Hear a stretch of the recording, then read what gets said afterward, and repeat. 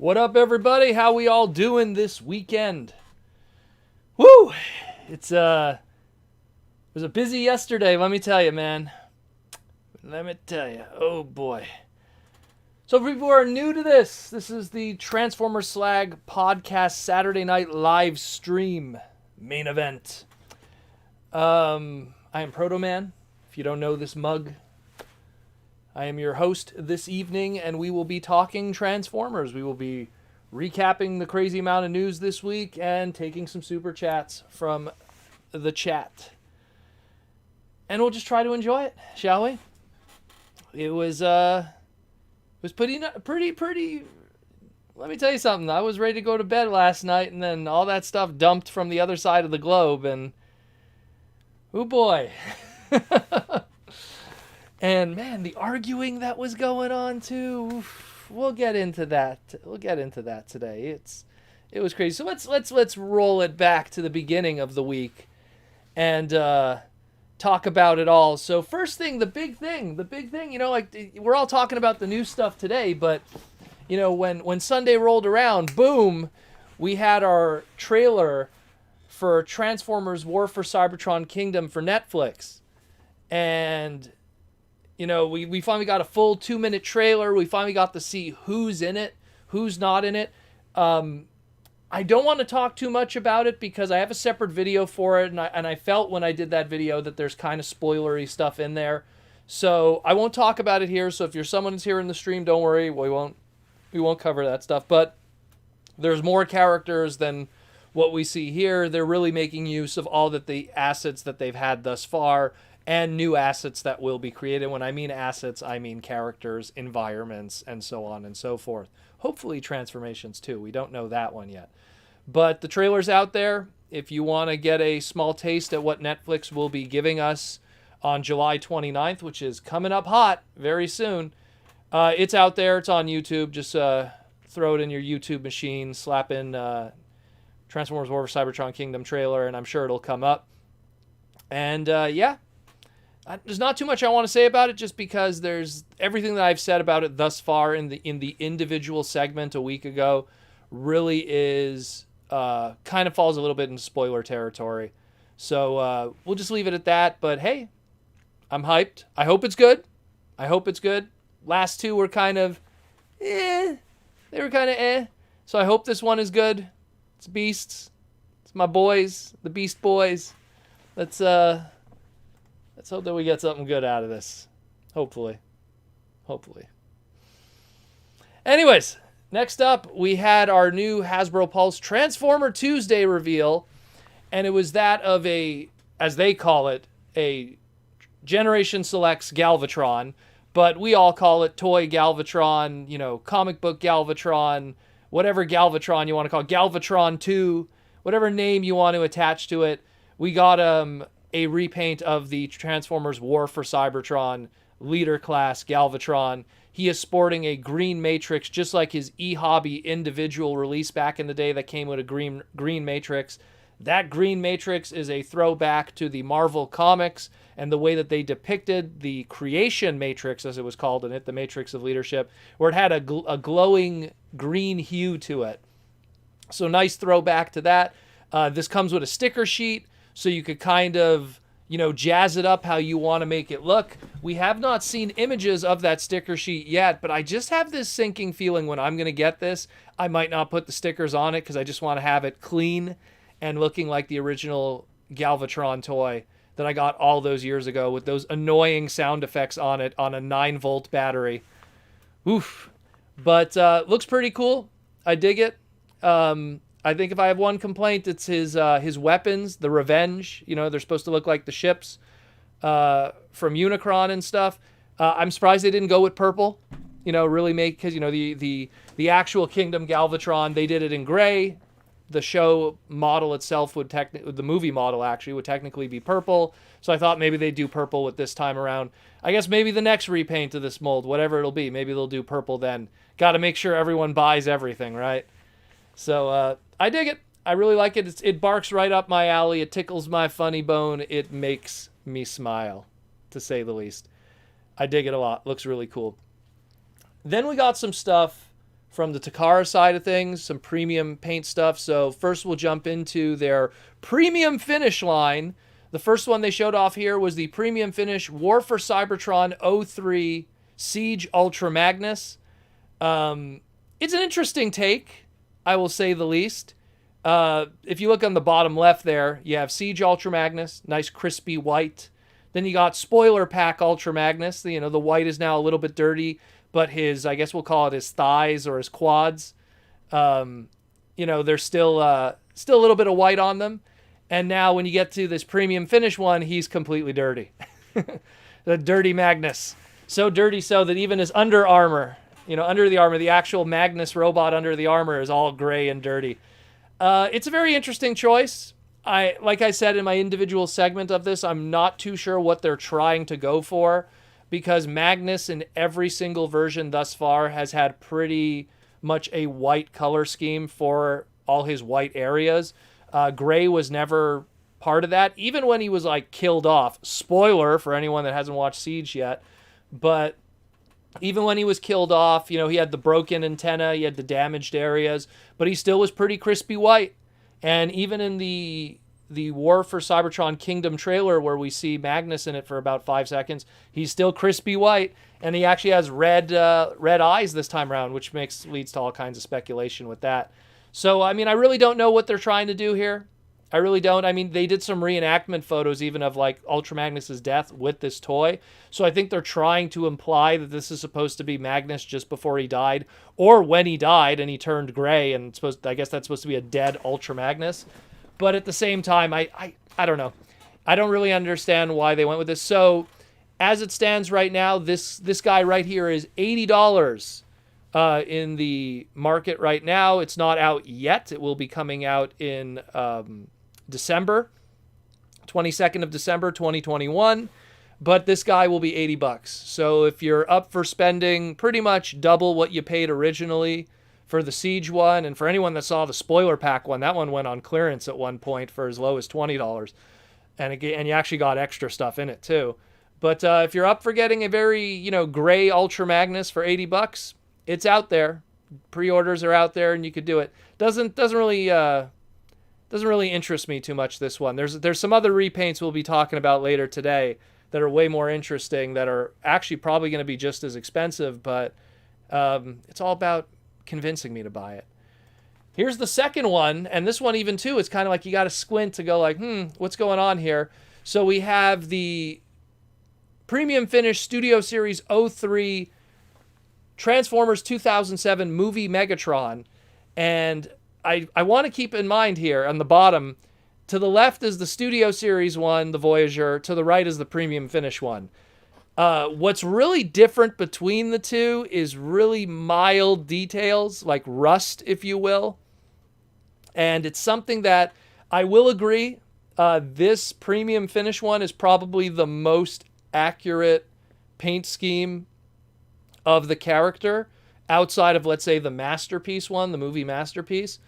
But otherwise, I really don't see why someone would want to buy this unless they're really destined to get that perfect movie Megatron for their Studio Series display.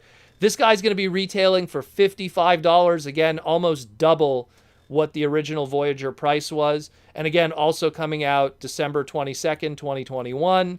So I don't know. This one's another one where it's I understand, Premium Finish, they showed off some really cool stuff at the beginning, that Bumblebee was painted really great. For the people that didn't get the Bumblebee movie, Voyager class Optimus Prime, it gave people another opportunity, and in a great color scheme. The Siege Optimus is very accurate to how it looked in the Netflix cartoon, so it has a purpose there. These ones, I feel like it really is, you're pulling at hairs at reasons to buy these.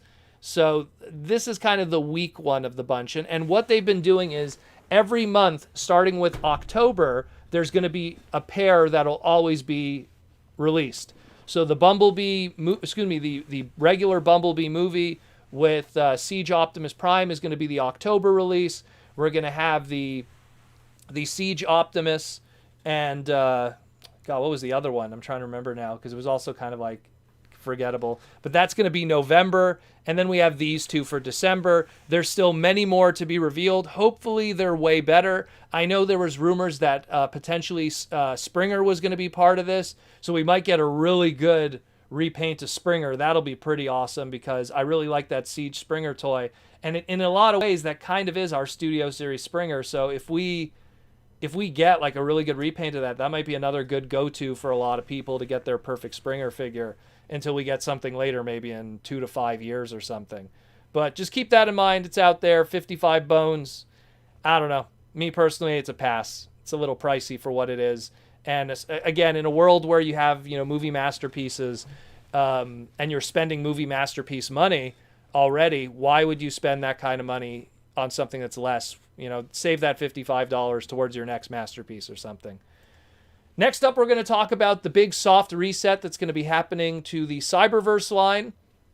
I have a few stills here when it's in relation to that. So what is a soft reset? For people that haven't listened to the segment this past week, the Transformer Cyberverse line is going into its new iteration of Dinobots Unite, and they're going to be liquidating a lot of the assets and inventory to put out the same inventory pretty much, but with a soft reset, new packaging, same product, losers. But it's essentially a lot of old packaging being put into new product. And so you're seeing like obviously some of the deluxes here, some of the scout classes. And obviously there is going to be new stuff too, but it's going to be also filled out with a lot of older product. It's going to be confusing because we're going to have some of these, like at the bottom, the top right there and the top left, the deluxes, the ones that come with Build-A-Figure stuff, but they won't be able to complete their Build-A-Figures. It's going to be interesting. Hey, do you want a Thunder Howl with just McAdams' head? Sure. Why not? So that's what's going to be happening with the soft reset. If you're curious what soft resets are and the whole story behind that, I have the individual segment from the past week. Kind of talks about the history of that kind of stuff and explaining the whole retail system when it comes to resetting product, even when the product is still hot, just to have a new face and a new flavor for the card back and the brand. It's stuff that's been around for years. They've been doing it as early as Kenner Star Wars and everything like that.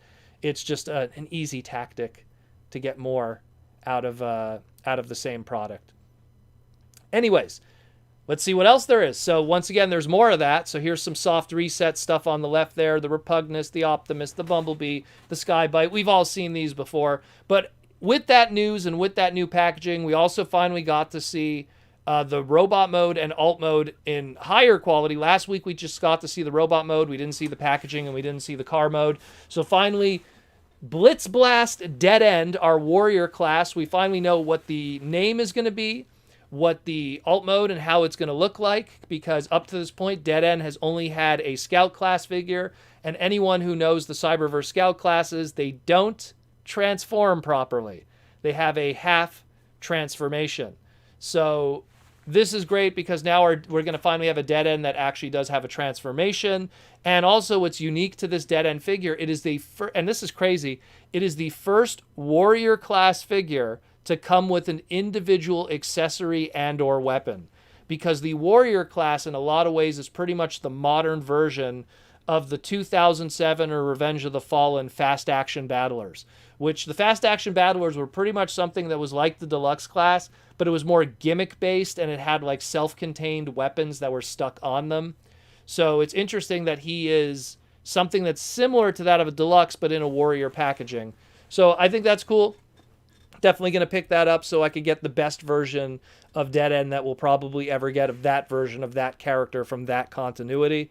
So pretty rad. I dig it. It's pretty cool. He was cool in Season 3. So let's just hope Hasbro just puts more behind Season 4 and this Dinobots Unite line, and maybe we'll see some cool stuff, hopefully. Hopefully, we'll see what happens. It's hard to tell when it comes to this line. They haven't really been behind it too much in a lot of ways. Now then, let's talk about the news that has been happening the past 24 hours that has been blowing up. I mean, my Twitter has just been since this has been happening.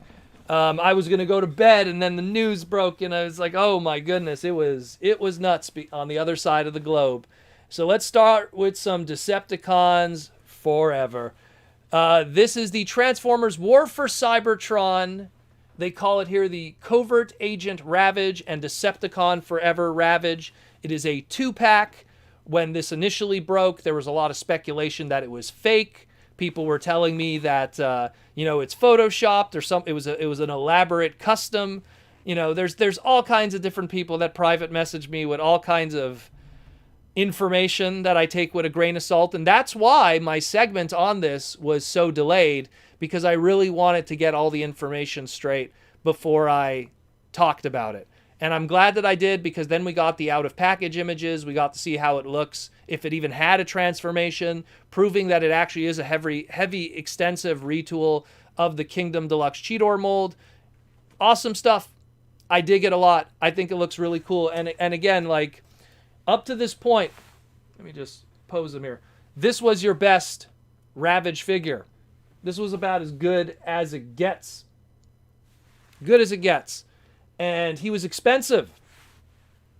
Ravage X9. Out of the gate, when he was brand new back in 98, that figure was $90 back in 98. And then it just kept going up and up since there. So the way I see it is, this is great because it gives people an opportunity to get, in my opinion, a better version of Ravage than even that old Ravage X9 version.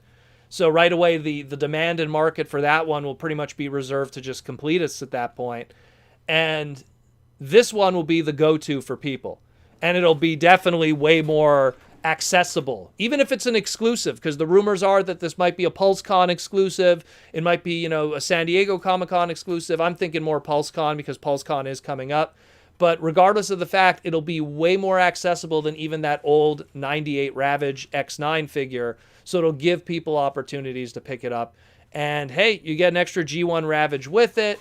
It creates that flavor. It has that, that inside of Ravage's ship from Agenda Part 1, 2, and 3. I love what I'm seeing here. It's great. If I have one criticism, I find that the face of the Ravage robot mode is a little bizarre.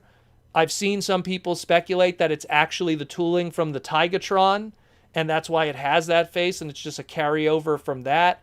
I could believe that. I still think that the best, I guess, Beast Wars Ravage figure is a third-party one done by TransArts.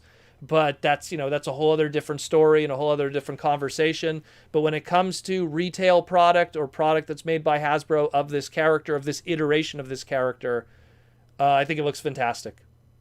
I'm really excited about it. Beast Wars is my jam. I will never forget, all the way back in the day, watching YTV, they did a marathon for Agenda Part 1, 2, and 3, all in one shot, because it was the big season finale, and just sitting on the edge of my seat when I watched that. It was incredible. Loved it. Amazing stuff.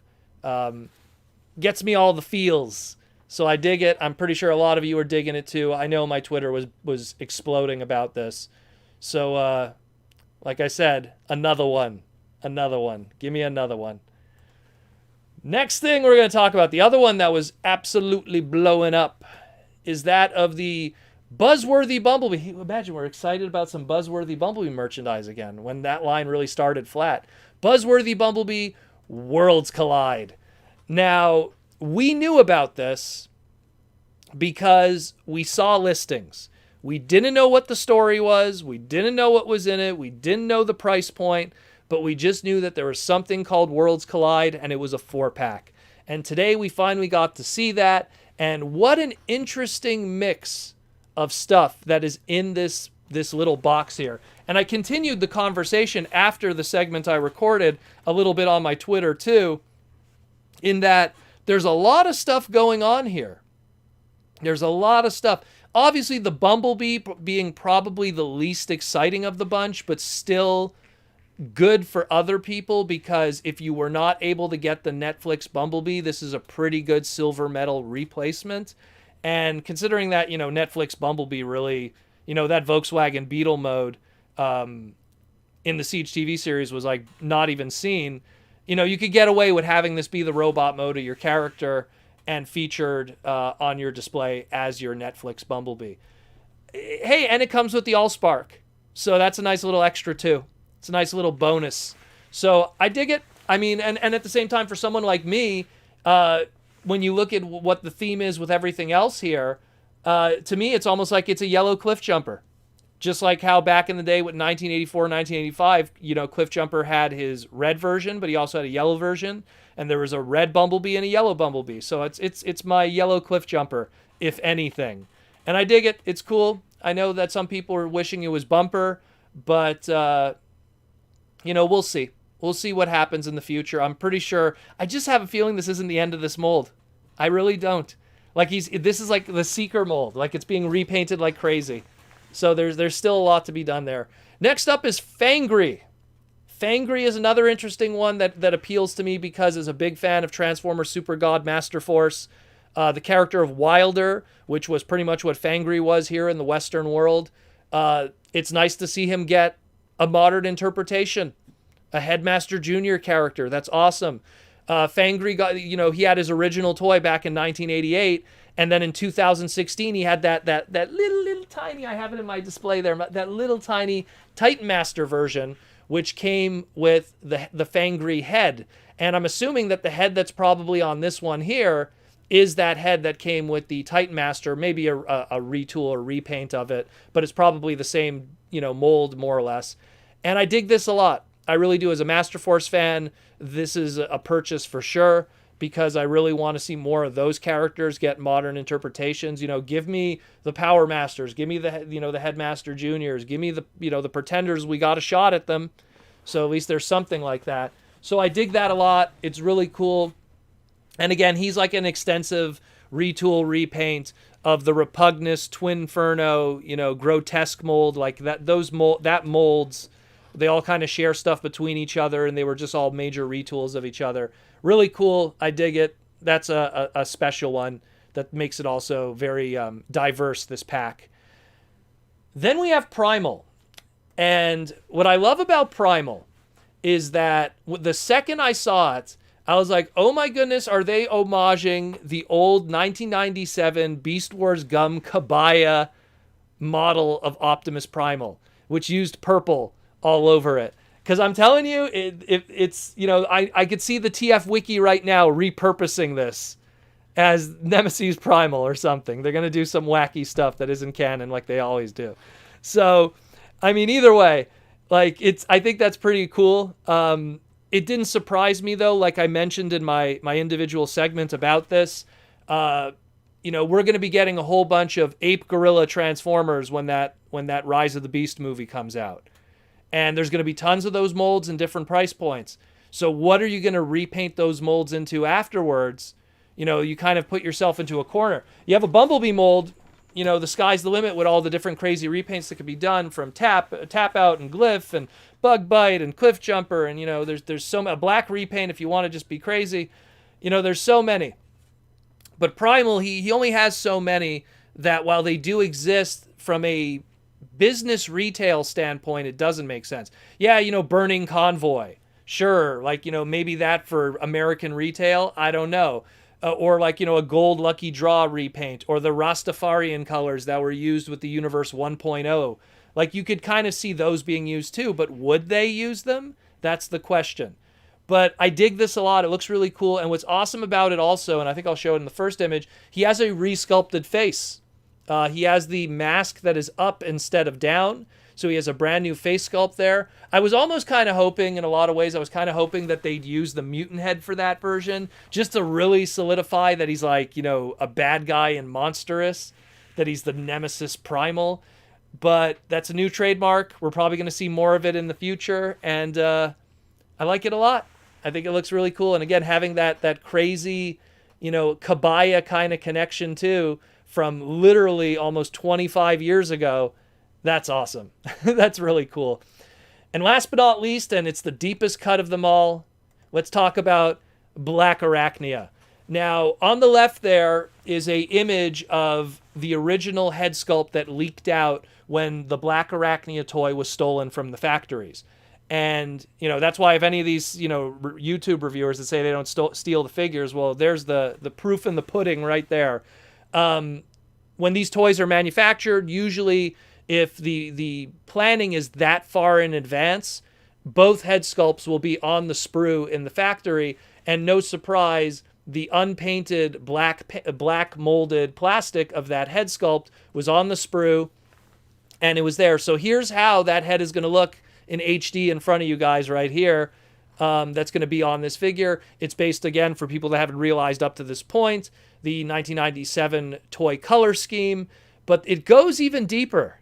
It goes even deeper because it's not only just based off of the 1997 toy color scheme of Blackarachnia. No sirree, Bob.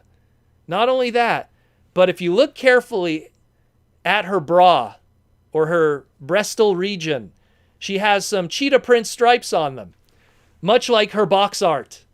So they even went the extra mile to match the box art where she had a cheetah printed bra on it. I wonder if the studded collar is there too. But craziness, my friends. I don't even think this is toy accurate so much as it's toy box art accurate. And this is nuts. I love it. I love it. This box set gives us everything. If you're a Beast Wars fan that loved the toys, it gave you that. If you're looking for a G1 Bumblebee or something for Siege to fill your void, you get that. If you like Japanese G1 stuff like Master Force, you get that. If you like Beast Wars or black repaints, you get that. Or evil repaints. Like, it's a beautiful, nice box set that just gives people a ton of stuff. And I really dig what's going on here. And I think people are going to love it. Now, the rumor is that the MSRP on this is $80. If that's true, that's fantastic. Because when you think about it, that's 3 deluxes at $20 a piece, not counting the markup. And then a Voyager that should be $40, that's already over $80. I hope that's true. But we'll see what happens. But I'm down for this. And what's cool about it, too, because it's so diverse, if there's something that you want in this box that doesn't like you want one figure and the other 3 don't, there's probably going to be someone that wants the other stuff. So you could probably buy this box set and break it up with friends and stuff. It's a really cool idea. It's very BotCon in flavor. I don't know why. It really is. Like, it's such a BotCon kind of thing where you mix a lot of really good ideas together and then try to establish a story. But either way, worlds collide. Awesome stuff. Really dig it. And a bra Blackarachnia with cheetah prints.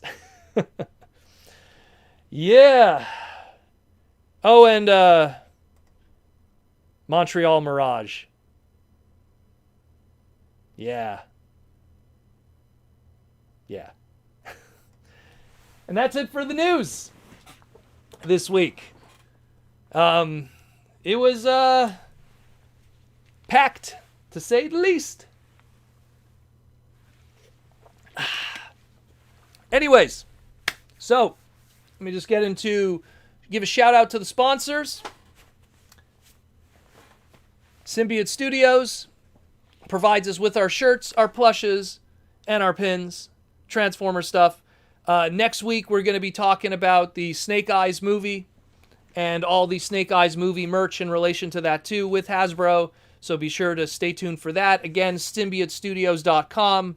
They have our plush, our pins, and are awesome for our Transformers, G.I. Joe, and other Hasbro merch in the near future. Again, very low stock right now on the Plush B and Starscream, so if you have not picked those up, I heavily suggest you do before they are gone. It is very tough to get those when they are gone. Let's put it this way. It's a big initiative by Hasbro to do an ongoing plush line. It's the first time it's ever been done, and they've been selling very well, but some have been selling crazy well compared to others and have now been difficult to get. And speaking of Hasbro, with continuing this plush initiative, we also have a certain Dragon Mecha Sentai coming in the near future, so keep an eye out for that too. But either way, thank you Symbiote Studios and Hasbro for sponsoring our craziness here. So then, let's get into Super Chats. How are we right now? Okay, we got about an hour and a half. We'll get into Super Chats and discussions and all the crazy stuff that's going on in the Transformer world. I actually didn't get anything this week. I was supposed to get in the mail this week. Walmart had a whole bunch of stuff on sale. Like I mentioned before, Cyberverse is having a soft reset, so a lot of that Cyberverse product in the old style packaging is getting 50% off. So I picked up a few things that I normally would have definitely not gotten at full price, and it's in the mail. It wasn't in stores, so I went online and got it instead. And so it's Iaconis, the big one there, 50% off. So it comes to about $15 USD. Sign me up for that. They got a whole bunch of stuff going on, and it's really cool. So I heavily suggest for people, if you're interested in the Cyberverse product, go hit up your local Walmart and see what they're doing, because they're starting to slash prices on the old product. Target, I don't know what's going on right now. They've been kind of weird with sales. We talk about this a lot on our Discord. So it's pretty cool. Stinkfist69 says, if I was a plush guy, I would get them. Yeah, well, a lot of people have been loving the Grimlock plush. Has been selling ridiculously well. Like, I was not expecting that at all, that the Grimlock plush would be selling that well. But yeah, like, it's pretty nuts. But again, if you're interested in getting them, guys, symbiotestudios.com, like, there's a limited supply left of wave 1 and 2, and there's future waves coming, so stay tuned for that. I picked up a Netflix Primal and Rat Trap. Oh, those are out now. I did not know. Well, that's definitely the better paint scheme of the bunch. The Rat Trap's kind of weird, though. It has like a lighter scheme to it. But I mean, it's also the more affordable option than buying them individually or trying to track them down. So that's another thing, too. We got a super chat from Victor Wong. Victor, ask a question, brother. Don't just donate money. Also ask a question. Contribute to the conversation. Oh, we have something here. Victor says, will we get the rest of the Decepticon and Autobot Jr. headmasters, which I guess existing molds would Hashtag retool as a Transdector? All the Headmaster Jr. Headmaster toolings is ready for the Titan Masters, including Nightbeat. That is true. The individual heads, pretty much most of them exist. I don't think Sirens technically exist, but I mean, they could figure something out. They'll just make a new one. They'll retool something. That's a tough one, though, because like when you look at, like, let's say Nightbeat, the Transdector body, nothing really exists that's that Porsche kind of look, let alone to do like a Minerva repaint afterwards. But when I look at what they did with Fangry, all that retooling, well, then we just got to ask ourselves, what mold could they take that's kind of car-like and retool it like crazy and do that? Same thing with Sirens. Sirens is also, Sirens is a RX-7 FC3S 1986 Mazda, and with a police spin on it. So it's something, I think it's the Savannah version too. And so like I could see something like that being done, and just retooling, like, I don't know, take the Hot Rod, I guess. Take the Hot Rod mold, the Titan Titan Returns Hot Rod or something, and just heavily retool it and do something like that. I mean, I'm just excited that they did Fangry, because to me, like what you're asking, I feel like it potentially could open the door to something else. It could open the door to other stuff. And considering the rumors that we're having in the future of this legacy line, where it's going to be kind of throwing back to all the different kinds of stuff in Transformers history, which in a lot of ways was what Generations and Classics and everything was when it first started. There was no rules. Classics wasn't a TV series. Universe 2.0 wasn't a TV series. The Generations wasn't a TV series. It was only where our Classics or Generations line started to become these self-contained continuities and universes, and there has to be some kind of I guess, sense that's going on between all of it. So it's still pretty cool, though. It's still pretty cool. I mean, I can't really think of anything off the top of my head, because it's something where whatever I would say would have to be like crazy retooled. And I hope they would do that, because then it would be done. It would be done well. It wouldn't just be something that's like, hey, let's just take the Hot Rod mold and pretend it's Minerva now. Like, that would be ugly. You want something that actually looks like the Porsche. And considering we could see some Porsche in the future, we'll see what happens. We got a super chat from Downright Superb. Why is Transformers animated scale so bad? What toy line did Hasbro start to take scale into more consideration? Actually, I'd have to say with Transformers Animated, it's not so much that the scale is bad, it's that I'm looking at it right now. Kind of hard to see because I have my microphone in the way. But it's just that I felt like they really it was a small line. Like, I know it sounds crazy, but Animated is the smallest mainline Transformer line ever made if you don't count like weird sublines on the side, like Machine Wars and everything. It's a very small line, and they really didn't want to do too many big figures because when you got stuff like Lugnut that's too small, or Bulkhead that just doesn't have a good in between because his leader class is too big but his Voyager is too small, like there's a weird scale with it, but I still think it's not bad. I remember Derek Wyatt mentioning that Decepticons are all supposed to be big, larger than life characters, like they're big bad monster villains, but the problem is there's only so many leader classes, like slots to go around, so some of those characters just had to be tiny. And for every like lockdown that they managed to take a deluxe figure and make it like fold open so that it was almost like a large Voyager. I mean, I look at the lockdown figure, that's a good bang for your buck back in the day. You got a big figure with that guy. But I mean, it's still a great line, but I just feel that I do agree with you. There was kind of the limitations, and not to mention, like, it's a short line too, because once Hasbro got wind of the movies really making good money, and they started doing Transformer Prime and just kind of cut Animated off at the legs. When did scale really start becoming a thing? I mean, you could go all the way back, honestly, to something even as early as Beast Wars. I feel that Beast Wars did a pretty good job at respecting the scale of stuff. I mean, there's not many figures that are like, oh, that's too big or too small. Because what happened with Beast Wars, a lot of times the toys were made first, and then those toys were presented to Mainframe, and Mainframe would take that toy and put it next to the other toy and go, okay, I'm going to try to keep that scale. Obviously, like your leader class Optimus Prime, I'm calling it leader class, your Ultra class Optimus Primal from First Wave, a little big compared to the other members. But when you started getting into Season 2 and the Transmetals and stuff, everything started to even out more. Now, like, the Ultra classes are down to Megas. The scale kind of works better.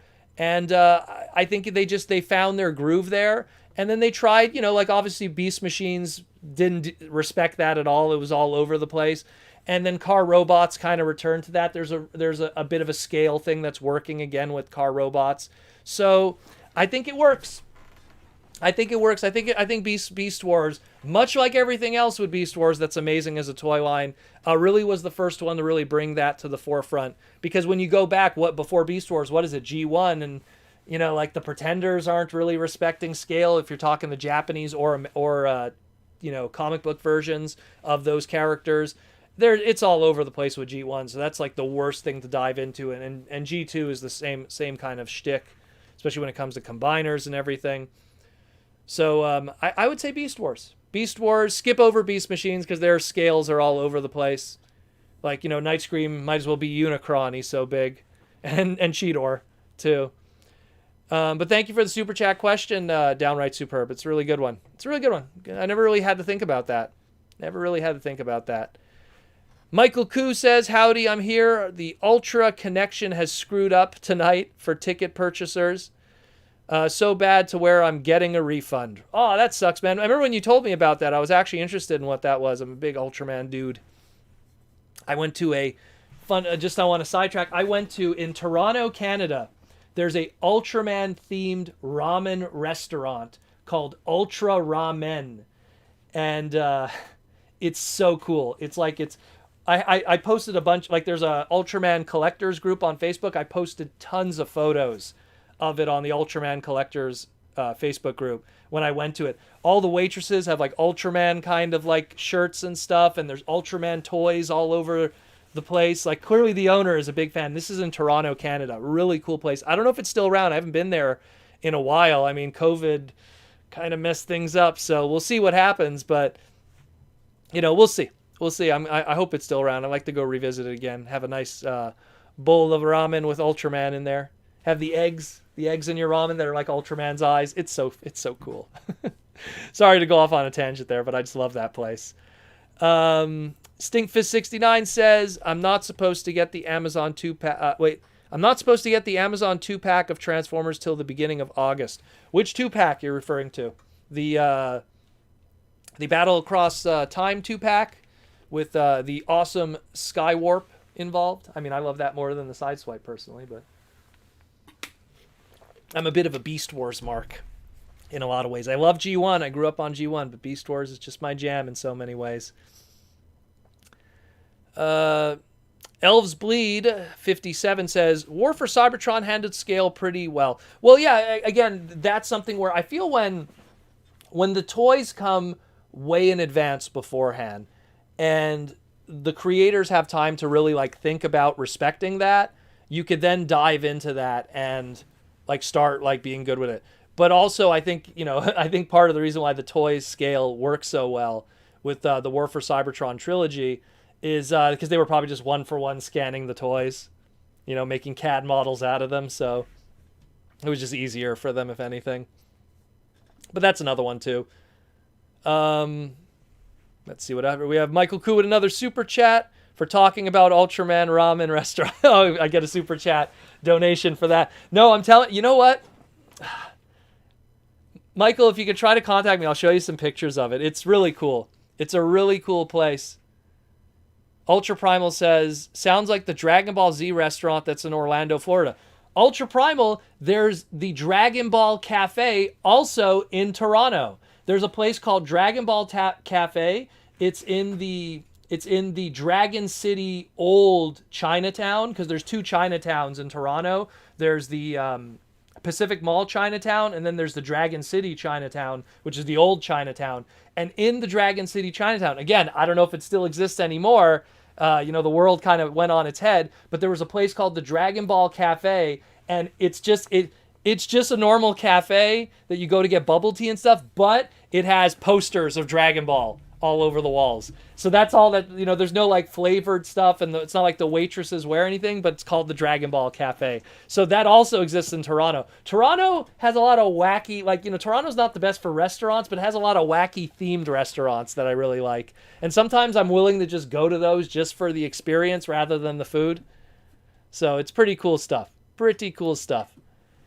Stinkfist69 says, both 2-packs are scheduled to release on the same date in early August because someone in the chat said their order was in limbo. We'll see what happens with that. But you know what? Like, right now, a lot of stuff that's supposed to be shipping out is kind of having a lot of different problems. I've been waiting, no joke, Ami, I sometimes buy from to get my not Transformer stuff, but like other kind of Japanese figure stuff. I've had stuff in Ami that's literally been in shipping limbo forever. Like ever since the beginning of the Big V and everything. Like it's been pretty nuts. And I've been waiting for a lot of different stuff. And it's cool that they're just willing to hold it all and not charge like storage fees because they understand what's going on. But man, like it's been crazy, some of the stuff. It has been absolutely crazy. Michael Koo again with the super chat. Kenner should give credit for showing Hasbro that scale matters. Well, you know what? I was literally, and I should probably bring this up too. I don't know if he's even in the chat, Aaron Archer. Me and Aaron Archer, we recorded the first episode of The Toy Armada, and we talk a little bit about Kenner too, and their connection with Hasbro, and what happened to Kenner, why is Hasbro absorbed with Kenner. We talk about the whole business aspect of it too, and why the Kenner name will still show up once in a while, and there's an irony there. I don't want to spoil too much. Stay tuned for that. Hopefully by the end of next week, episode 1 of the Toy Armada will be out. It is an hour and a half long, and it's visual too. So we're like talking, but we're also showing images of what we're talking about. It's going to be a really awesome little side project that I'm working on, talking with big people of the industry of Hasbro and Kenner and talking about all the different toy lines and going into the deepness of it. I can't wait for you guys to like check that out. Just follow my Twitter. I'll obviously be posting the links to it when those go live and stuff. And then you could subscribe to that channel too and ring that bell, like I always say. Howdy y'all, I'm late, but I made it. Welcome, Andy. And Andy's using all the little. I'm gonna add some new avatars too that people could use and stuff. That way you guys have more options for yourselves. Let's see. Let's grab another super chat question. What do we have here? Ultra Primal said, okay, we need to go to both of these places come TFCon Toronto.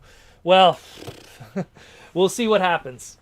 We'll see what happens. You know what? Like, still people are asking me about what's happening with the con scene and stuff, both locally here and around the world and stuff.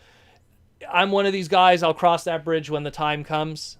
You know, like, I would love, you know, like, I want to do TFCon Toronto.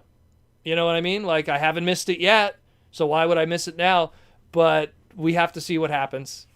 It's you know, I feel like every time we're out of it, oh, we're doing good. There's a new variant. Damn. You know, so we'll see what happens.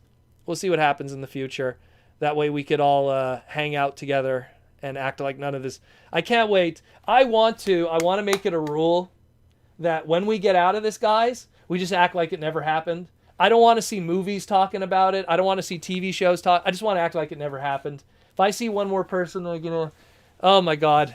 Like, just such a terrible time. Anyways, super chat question from Victor Wong. Sis's wedding is tomorrow. Gotta go. Catch you later. Take care, man. Enjoy the wedding. Hopefully it's some good food. Victor Wong, if you're going to a Chinese wedding, it's probably going to be amazing food, because I've been to a Chinese wedding or two. So, shark fin soup and a lot of seafood. That's how they flex, let me tell you. Let's see. We'll grab a rando super chat question. What do we got here? We got here Michael Koo with a super chat. Protoman, your thoughts or comments about the recently released G1 Blaster handbag? I have a special place in my heart for Blaster. He's not in like my top 3 favorite Transformers of all time, but he's definitely like in my top 5, or like not top 5, I would say top 10. Because he was my first ever Transformer toy growing up. So I just always have had a special place in my heart for him. And when I saw that handbag, I was so tempted to get it. But at the same time, it's like, it looks cool, but I would never use it, unfortunately. Like, it's one of those things, like, you know, like there's really, like, people make really nice custom shoes of like Transformer stuff and everything. And I'm like, that's so nice, but I wouldn't wear it. Like, I'm a very simple kind of Vans kind of guy, shoes. Like, you know, just black with white, little stripe on the side, simple, you know, kicks. As Jaws D used to say, Proto Man shoe game is Garbo. So, you know, coming from Jaws D, okay. You know. But either way, you know, I think it looks awesome. I think it really does. I mean, I love the design on it, but it's just one of those things that, like, I would get it and it would probably just like sit gathering dust, unfortunately, because it's, even if you, like, if it was a hot rod one, like, I'm not like a handbag kind of person, you know what I mean? I'm really not. I try to keep things. I don't even wear watches. Like, I try to keep things very bare minimum with me, you know. One of those guys that I guarantee if we could all walk around naked, I'd probably be the first one. Let's put it that way. But thank you for the super chat question. Cuts kind of deep. Tormy, how is that pronounced? Thomy Green? I guess so.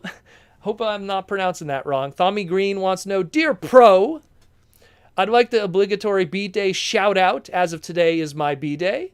If you are in charge of TF show, what would your team line up for an Autobot what would the lineup be for Autobots and Decepticons? Okay, first up, happy birthday, man. That's awesome. That's awesome, Possum. Happy birthday. Hope you got some cool stuff. When you get to my age, a birthday comes and everyone goes, hey man, I want to get you a present. I go, please. No presents. No presents. It's okay. Living life is already such a gift. I always say, like with my friends, I say, I'll have a small little party. Your presence will be the present, you know. You being there is the present at the party. So what would I do if I ran a series? Well, there's 2 schools of thought. I think I've answered something similar to this in the past. Mr. Green, I'll call you. There's the side of it that's the business side, that when you do a Transformer series, there's certain key things that you're kind of expected to do. Use, pick from the Legendary 7, Optimus Prime, Bumblebee, Starscream, Megatron, Soundwave, Grimlock, and Devastator. Pick from those, throw those in. You can't leave those out. Like, can we even imagine today a Transformer series without Bumblebee in it? We'd have look, we're gonna have a Beast Wars movie, technically, and it's still gonna have Bumblebee in it. Like, he still finds his way in. He's gonna be with Cheetor still. But so it's something that the business side of it is going to affect it. But let's say the business side wasn't going to affect it. I could do whatever I want. We don't have to worry about recognition or trademarks or license names. And then I'd really, honestly, like, if I could choose a lineup, it would be very unique. Only because I would want something fresh. I would probably selfishly just have Rodimus as the leader, just so we have one recognizable character from a tier list. Like, to me, like, Rodimus is like tier 3 of the Autobots. Like, tier 1 is obviously like Optimus Prime, Bumblebee, Grimlock. That's tier 1. Everyone knows those guys. They're so iconic that non-Transformer fans know those guys. Then tier 2, you have Jazz, you have Prowl. Like, you go into those guys that are also very popular and well-known. And then tier 3 is kind of the Hot Rods and the Cups and the Blurs and stuff like that. So I'd put a Rodimus Prime as the leader, and then I would just pepper it with unique characters. Take a character from Transformers Victory. Oh, let's take, who's going to be the science character, because you got to fill all those tropes. Why don't we take Braver? Let's take Braver from the Brainmasters, one part of Road Caesar. He'll be like the brains of the group, because Brainmasters, they're very intelligent, but also some of the greatest swordsmen in the universe.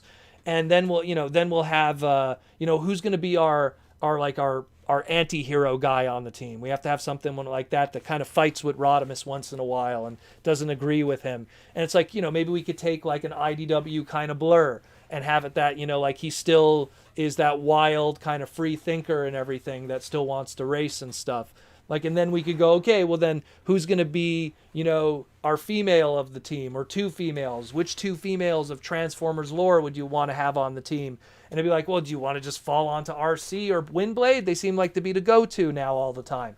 But it's like, okay, well, why don't we, bring some fresh faces? Let's bring Minerva, Lyzak, like there's all these obscure female characters. Someone from the Mega Empress team. Granted, those are Decepticons and so is Lyzak, but bring those in and bring fresh new characters and faces to that. So, like, I would really do something like that where I would just bring obscure characters. That way I'd have an excuse to see them voice acted, see them in animation, and tell those stories. And the kind of story I'd always want to tell, I don't want to really talk about it publicly, because if I ever got the opportunity to do it, I want it to be a surprise. But I've always had a story in my head of how I would want to do like a 26 episode Transformer series. Obviously, the way that the stories are being written today, it would either have to be a 6 episode 21 minute or a 13 episode 10 minute. But it's something that one day I get a feeling, I don't know why, I just get a feeling I might get that opportunity. That ball will be in my court, and when that day comes, then you'll find out. Eastman777 wants to know with the super chat, Hi Proto, TF comic number 1 is going for $1,525 now on eBay with 17 bids. Do you think comics will go up in value? Who is the best toy grading company? So first up, to answer the first thing, I did a segment about the Marvel issue number 1 that's being graded. I think right now is not a good measure of the value of stuff right now, especially from the speculator boom. I'm seeing this in the trading card world. Pokemon, Magic the Gathering, Yu-Gi-Oh, and sports cards.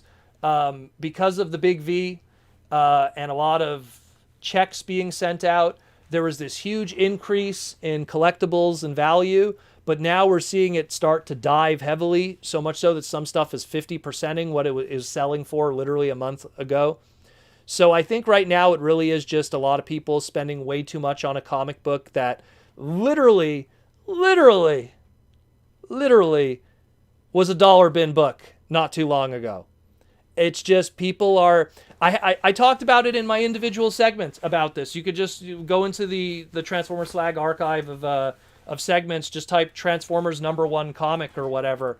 I feel that it's a group of individuals that have exhausted all the valuable collectible assets that they could be profiting from. So now what they're doing is they're isolating the common assets, buying those out, uprising the prices artificially, and then profiting from it. Which is, if you're someone that's sitting on like literally a long box of Transformer #1s, and you go, man, I could barely get $5 for these. What you do is you go, okay, if the market is literally it's $1 book, you go out there, you buy up all the inventory from all the Mile High comics and everything, and then when you get all that inventory, you put one on eBay, and then you get a whole bunch of your friends to artificially bump it up to $1,500, $6,000. The auction ends, and then you cancel the auction. And here's the thing about canceled auctions and best offer auctions. eBay keeps the records of that. So when you do hey, let's look at what's sold and what it sold for, it keeps that listing. So as far as you're concerned, you thought that it actually sold for, like, let's say 1,500, when it's actually them manipulating the market. And they did that with the Marvel trading cards not too long ago. They were grading them and manipulating the market. It's nuts. It's nuts. Don't trust anything you see right now. When you see something that's a super common item and it's going for stupid money, that's where you got to be suspect. You know, if it was like a 70s comic book or a 60s comic book that had a lot less numbers, that didn't go into a bag and a board right away, it didn't exist in a direct market world, I would understand that. That's why, and look, that issue that's sold for 1,500, I bet you it's not even the newsstand version. The newsstand version should be the hardest one to get. That's the one that has the barcode instead of the Spider-Man logo. So we'll see what happens with that. But I don't trust what's going on right now with it. As for toy grading companies, the one that everyone talks about is AFA, but I'm not big on toy grading. The only time I ever think like toy grading kind of makes sense is when you have ridiculously old product that needs to be inspected, in the sense that those toy graders are experts enough to know if it's a counterfeit or not. Because I know that, again, my father's a toy collector and he collects vintage die-cast from the 70s and the 60s and the 50s. And he said most die-cast cars that you find today from the 50s and the 60s, most of them have had reproduction parts put on them. Because, the rubber wheels, they crack and dry out. You can't blame it. It's a die-cast car from like literally almost 60 years ago. Those wheels are going to dry out. But he said, it's very rare that you buy one of those things and it hasn't been fixed up, cleaned up, painted, reproduced in some way. So you need to have graders and experts to know if what you're buying is legit or not. So grading, like someone grades like a mint and sealed box G1 Optimus Prime. Yeah, sure. Hey, that's cool. But I've always found it kind of weird. There was a guy who came to TFCon Chicago, I think 2015, and his whole booth was just graded Transformers. He didn't make no money. Let's put it this way. We're Transformer fans. We like to open up and we like to mess with. It's very rare that you're going to want to keep stuff carded. I have a few things carded here and there for, I guess we could call it like iconic reasons, but everything that I own carded, ironically enough, I also own opened. Literally here, you want to see something? Ugh. Lucky Draw Rodimus. It's opened. I opened it up, cracked the tape and everything. Here you go. Lucky Draw Rodimus, one of 100 made in the world. Gold. It's Lucky Draw Primus. Hey, look, you can even get to see the camera. Hold on. Hey, there you are, guys. Lucky Draw Gold Primus, God Primus, whatever you want to call it. I open this stuff. I open it. Why leave it sealed? Enjoy. It goes against the value of toy collecting when it dives into that kind of stuff in a lot of ways. But if it is something that you feel you do want to protect, like I have a Pepsi, mint in box Pepsi Optimus Prime Canadian edition. It's mint in box, it's not sealed, and sometimes I don't want to grade it, but I'd love to get the acrylic box that the grading stuff goes in just to kind of protect it. just so I could protect it. Because look, even if you put it on a shelf, it could get damaged just by the weight of it or something. So or dust. So those acrylic boxes would kind of protect it. I could understand when people come from with it, but to each their own. That's the way I see it. But thank you for the question, Eastman. Downright Superb wants to know, are they never gonna get a real Beast Wars movie? If Alliance, well, actually it's called Rise of the Beast now. If Alliance is successful, they'll continue in that direction. If it fails, they'll steer away from Beast. The way I see it is, the sad truth is, I feel that Hasbro is a little worried to ever get away from the formula of Bumblebee and Optimus and Megatron. And we've seen that now consistently, nonstop, since 2007.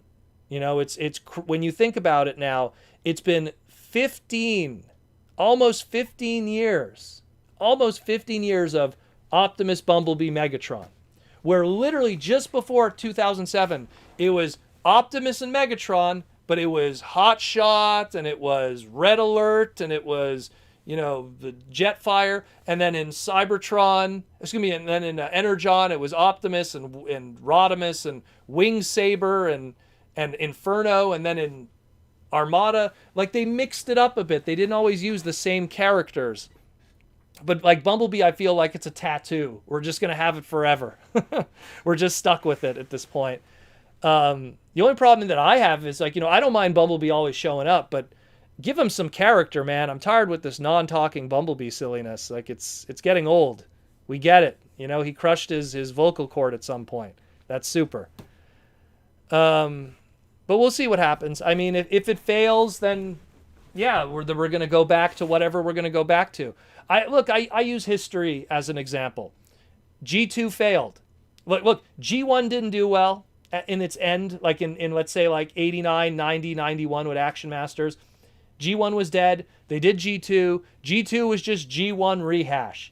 It failed. It didn't do well. And it was only by doing Beast Wars and going in an opposite direction and changing it up did they see something fresh. So the only way we're going to see something different is if it just has to brutally fail. And unfortunately, the market right now for Transformers, how Hasbro is it's not doing well in America? Okay, we'll just move it to another country and cater to their market. So there's also a big catch, as if it fails, we might lose Transformers in a lot of different ways. But who knows? Maybe it'll be for the best. Maybe changing where it came from might also change the writing and the choice of characters, and it might be fresh. Who knows? We'll see what happens. Like when Transformers in a way died in 87, 88, and Japan took the reins, we got some unique, fresh characters, different leaders, different ideas. You look at something like Transformers Victory and Zone. Show me your Optimus. Show me your Bumblebee. Show me your Hot Rod. None of those guys were there. Show me your Hot Rod. Show me your Hot Rod. But yeah, more or less. Elfbleed says, if Rise of the Beast does well, I hope we will get updated toys of those show characters. I hope so. I always say that the success of the movies is what led to, universe and generations and everything to continue marching forward. And of course, obviously, Masterpiece. It shows that there's interest, so a resurgence could happen. Horned Owl with the super chat question. Hey, Proto, do you think Hasbro would ever work with the U.S. military to make Transformers of the Blue Angels and the Thunderbirds? They would be great TFs. Well, they have worked with the military multiple times in the past because, at least with the movie stuff, all the movie stuff, a lot of the figures have the decos for military stuff and their rankings and everything. I know just recently, the Blackout, it has all those markings on it and everything. It really is just a matter of, you have to ask yourself, if they work with those individuals, are they working with them or are they licensing? Are they licensing the names, rights, and looks? And then who does that cost for who? Is the Blue Angels licensing to Hasbro? Is Hasbro licensing to them? There's that little game of chicken that also exists with businesses where if they could get it for free or if someone's willing to pay them, they'll take that opportunity. But it's also the other way around too. So the question is, does Hasbro need the Blue Angels or does Blue Angels need Hasbro? So it'd have to be something where Blue Angels would have to go to Hasbro and go, hey, we want to do this. And then Hasbro's going to be like, well, do you want to pay a license to do it? Otherwise, maybe they might not be interested. So there's that weird game with stuff like that, where they do that kind of stuff. It's a very interesting question to bring up, because I've seen that a lot with a lot of different licensees and everything, and when they have an idea. Aaron Archer says, Vector Prime forever. Exactly. Cybertron gave us Vector Prime, and now he's a staple of the franchise. So is Hotshot in a lot of ways, too, even though technically the trademark originated with Robots in Disguise. Where we at? Do you have anything graded? Of action figures, 0. Not just Transformers. Any action figures, 0. The only, literally no joke, the only stuff that I have graded is, and it was purely bought, like, all my graded stuff was either bought as a joke or because it was a trade. So, literally, in The Simpsons, right? Radioactive Man is like the big Superman character of The Simpsons. So Radioactive Man #1 was a real comic book that you could buy from Bongo Comics in our real world too. So I bought Radioactive Man #1 graded 9.8 glow-in-the-dark cover as a joke. And I think I paid like $15 because I was like, oh, I own the most valuable comic book in the Simpsons universe. And it's graded 9.8. No joke, I literally have it. I'll bring it on the next stream. I'll try to remember. And then the other 2 graded books I own were just trades. Some guy came by my table. He saw stuff that I had. And he asked me if I do trades. I said, yeah, I do, if the stuff is interesting. He said, I have a lot of graded comics. Would you be willing to do that?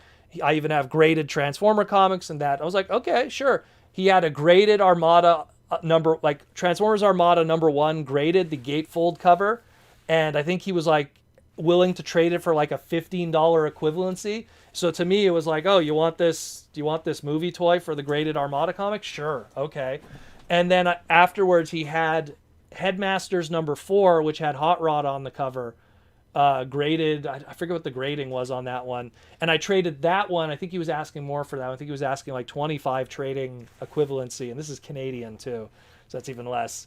So like I traded for, and that's it. I have 3 graded comic books. That's it. No graded trading cards. I'd like to own maybe 1 or 2 graded trading cards, but not for value, but because it's characters or cards that I have sentimental value to. So to own like a perfect version of it would be pretty cool. Like I own like rookie cards of my favorite hockey players. I don't own them graded. Like here, I just wanted to show you guys quickly. I'll just run here. Let me just show you. Like this is graded not graded, but this was like how I protected stuff. So like I really like Brett Hull from the St. Louis Blues as a kid. And so this is how I protect him. Look at this. It's a brick. This is his rookie card from OPC back in the day. And so, I don't have a graded one. I just got a nicely minty protected one. And literally this thing has been in this case since I was a kid.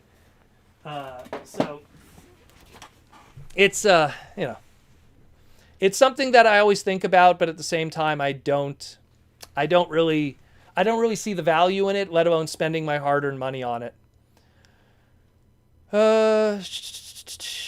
Let's see. Let's go into another question. How much time we got left? Oh, we got 45. We're good.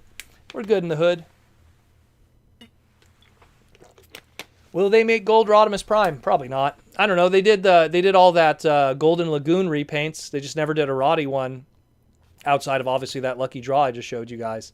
But that's a Primus one, if anything. That is a Primus one. Hi, I'm Canadian too. Thanks for the answer. It's good to be Canadian, eh? Good to be Canadian, eh? We don't even talk like that, eh? We don't even say sorry. We're supposed to say sorry. I say sorry. I don't know. Maybe I have too much of an American accent for a Canadian. It's weird. I'm a French Canadian that has an American accent that doesn't sound Canadian. I don't even talk like this, eh? Let's see. Let's jump through all the questions. Let's see. Aaron Archer says the Blue Angels and military will get paid and the jet manufacturers too. Well, there you go, from the horse's mouth. And what a beautiful horse it is. There's the answer. Has there ever been an example of that, Aaron? Has there ever been like a company that like, you know, like a professional, like, I guess, I don't know, like airplane company that came to you guys that wanted to do something? Who knows? Like, I'm pretty sure there must be stories there. Maybe save them for the podcast. But yeah, we got a question from Elves Bleed 57. Hey, Proto, do you think Rise of the Beast will have a lot of toys? I never really followed the movie releases. Well, if we look at the last movie, which was the Bumblebee movie, it had its own individual toy line, which was more gimmick-based and I guess like a lower age demographic. And then you had all the characters that were in the movie that then had studio series equivalencies more for the adult collectible or the older collector market. The Bumblebee movie toy line lasted for, I believe, 2.5 waves. And I think there was a couple of products that got to like the prototype stages that never just got released in the end because there was just no interest. And I mean, it really is, if, you know, they'll do the first couple of, like, they'll plan the first 3 waves, and then depending on how wave 1 sells in retail, will determine if they do a wave 4 or 5, and if not, then we'll get wave 2, and maybe wave 3 will get cut off. Who knows? But usually, again, the Bumblebee line was pretty modest at best. Granted, also, there wasn't a lot of characters in the Bumblebee movie, so they had to make up a lot of characters. Like, here's an 80s version of Barricade. Here's how Megatron potentially would look. You know, so they did a few of those. But we'll see how they handle things. Like, maybe they might have a different approach to how they're going to do the Rise of the Beast movie. Just basing on what was done before. Just basing on that. Aaron says here, it could work all types of ways. It's all in the deal particulars. That's what I figured. It's one of those things, I imagine they're both sitting in the boardroom and they're waiting for who's going to crack, you know? Is there a Montreal accent that's different from the Quebec accent, kind of like how people in Toronto sound different in other parts of Ontario? Yes and no. I would say because Montreal is so Anglophone as opposed to the rest of Quebec, I would imagine, I guess. But the only thing that ever hit me, like when it really hit me that stuff was different, was the way I say a certain word. And it didn't dawn on me until hanging out with people from Toronto and English-speaking people. So the word for the thing that you put in a car that makes it run, you know? I remember I was driving with my friends from Toronto, and I said, I got to go get some gas. With a hard Z. Gas. And they're like, what did you say? Gas. I got to go get gas. He's like, it's gas. I'm like, well, that's what I said. It's like, no, you said gas. And I never realized all those years I would say it with a hard Z, because in French, it's gaz with a Z. So subconscious stuff in the back of my brain that changes up words. And it was hilarious because then I was like, hold on a second. And then I asked Wendell, who also lives, Jaws D lives in Montreal. And I was like, Wendell, what do you call the thing that you put into a car? And he's like, what? Petrol? I'm like, petrol? Wendell, this isn't Top Gear. You're not Jeremy Clarkson. Petrol? Like, okay. What do you mean, fuel? It's like, oh, just say gas, Wendell. He's like, you mean gas? I'm like, oh my God, it's me. It's me. So that's the only thing that I could really think of. A lot of people that I meet when I used to go to BotCon many times, they didn't even know I was Canadian. And then when I would tell them, they'd be like, oh, wow, you don't sound Canadian. So, I mean, I guess that accounts for something, I guess. You can't really hear yourself. And this is coming from a guy who records hours upon hours of podcast material and has to re-listen to it when doing editing. And you still don't hear it, So, I don't know. Gas, gas, gas. I want to step on the gas. Don't insult Eurobeat, my friend. Us people in the race car world have huge respect for that, especially Initial D. Hey, Proto, do you speak Espanol? No, I don't. The languages that I understand is perfectly 100% obviously English and French. Uh, I have functional understanding of Japanese. If someone speaks Japanese to me, I catch most of it. I can't read it, but I know certain characters, so I could more or less read stuff in Japanese, but just kind of like functionally. And then when you get into like my grandparents and stuff, I functional German, Yiddish, like European kind of languages and stuff like that. There's some of that there. Just because I grew up with my grandma around, she lived like in the bottom duplex, so we were always around that. But she still spoke English, so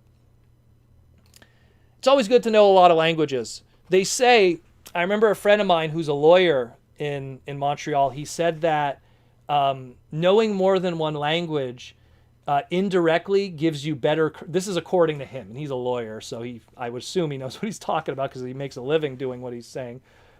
He says that you get more charisma when you know more languages because you seem to have a better understanding of structuring sentences, because it's like structuring sentences and having quick wit, but also having the muscle to say it in multiple languages and how your brain deals with that. And he said that he's dealt with lawyers who only speak one language and then lawyers who are bilingual or trilingual. And he says those guys are like so much more sharper. So there must be something to it. So it never hurts to know another language.